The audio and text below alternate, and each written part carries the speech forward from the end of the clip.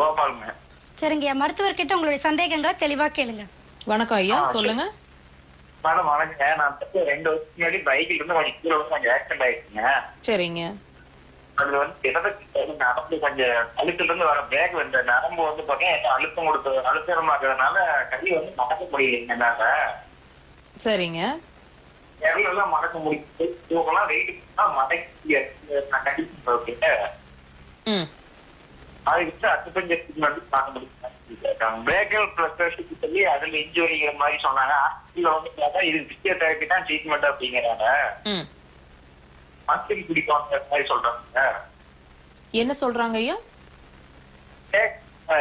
Physiotherapy தாங்க இது தீர்வு அப்படிங்கிற மாதிரி சொல்றாங்க. உங்களோட வயசு என்னாச்சு ஐயா? வடியெல்லாம் அதிகமா இருக்குங்க எப்பவுமே. பாக்கி இருக்கிறதுனால